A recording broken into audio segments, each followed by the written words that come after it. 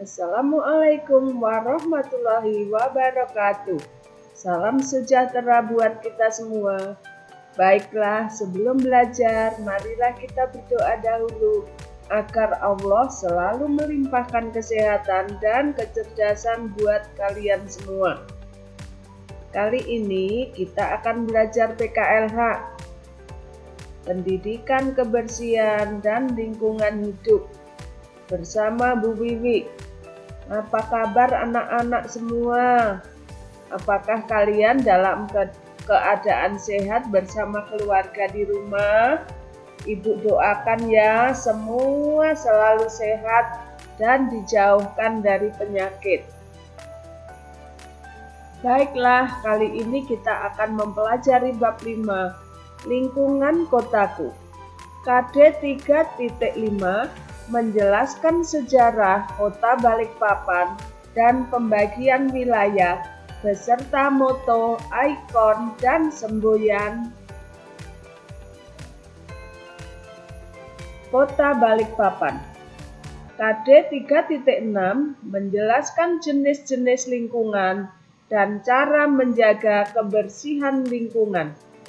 KD 4.5 menyajikan hasil penjelasan mengenai sejarah Kota Balikpapan dan pembagian wilayahnya beserta moto, ikon, dan semboyan Kota Balikpapan. KD 4.6 menerapkan perilaku menjaga kebersihan lingkungan. Lanjut anak-anak ya. Indikator 1.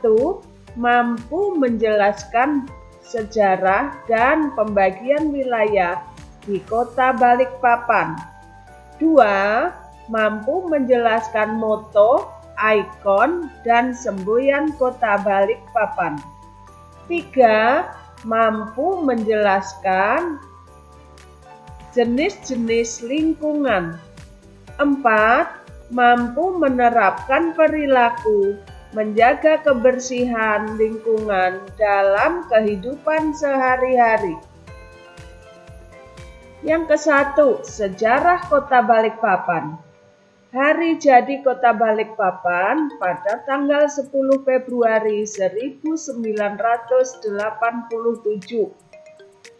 Penetapan tanggal ini merupakan tanggal peristiwa pengeboran pertama sumur minyak di Balikpapan dan merupakan hasil seminar sejarah Kota Balikpapan tanggal 1 Desember 1984. Penamaan Balikpapan secara dokumentasi tidak pernah tertulis. Karya tertua yang mencatat nama Balikpapan terdapat pada karya F. Valentin tahun 1724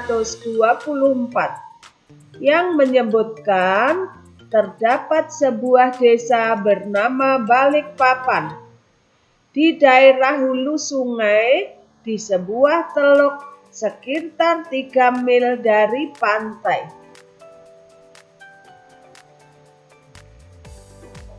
Kemudian cerita pertama anak-anak ya, nama Balikpapan itu berdasarkan cerita. Asal-usul nama Balikpapan banyak versinya, antara lain. Cerita yang pertama yang A, pada tahun 1739 pada masa pemerintahan Sultan Muhammad Idris dari Kerajaan Kutai, memerintahkan penduduk untuk menyumbangkan kayu untuk pembangunan istana baru di Kerajaan Kutai Lama. 1000 kayu diikat menjadi sebuah rakit dan dikirim dihanyutkan melalui sungai. Setibanya di tempat, kayu berkurang 10 lembar karena terhanyut di suatu tempat yang bernama Jenebora. Akhirnya 10 kayu tersebut tidak jadi disumbangkan dan di wilayah Jeneponto diberi nama baru, yaitu Balikpapan, yang artinya papan yang kembali dan tidak mau disumbangkan. Cerita kedua anak-anak, cerita lain. Menurut legenda suku Pasir Balik atau suku Pasir Kuleng, diceritakan bahwa orang-orang suku Pasir Balik yang bermukim di sepanjang pantai Teluk Balikpapan adalah berasal dari keturunan kakek nenek yang bernama Kayun, Kuleng, dan Papan Ayun. Kampung nelayan yang terletak di Teluk Balikpapan tersebut oleh keturunan mereka diberi nama Kuleng Papan, yang artinya kuleng adalah balik, papan artinya papan. Ada lagi cerita ketiga anak-anak. Pada cerita ketiga, Balikpapan berasal dari peristiwa Raja Kerajaan Pasir yang menghanyutkan putrinya, Putri Petong yang masih balita, ke sungai karena dikhawatirkan sang putri jatuh ke tangan musuh. Sang putri kemudian ditemukan oleh seorang nelayan dalam kondisi terikat pada beberapa keping papan yang terbalik.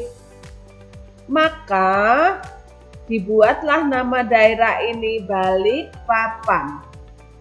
Nah anak-anak, dari cerita beberapa versi di atas tidak perlu kita permasalahkan yang mana yang benar.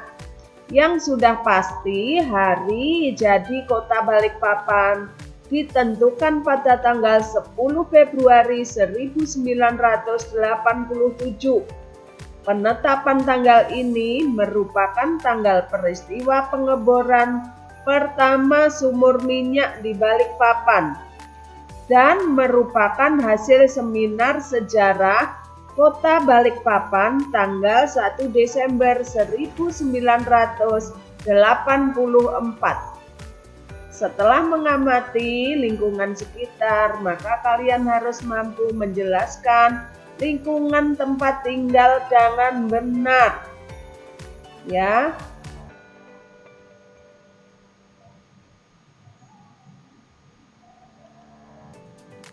Nah anak-anak, demikianlah pelajaran PKL hari ini. Akan kita lanjutkan pada tema yang lain di minggu depan. Ibu akhiri wabillahi taufik wal hidayah. Wassalamualaikum warahmatullahi wabarakatuh. Tetap semangat walau belajar di rumah. Terima kasih.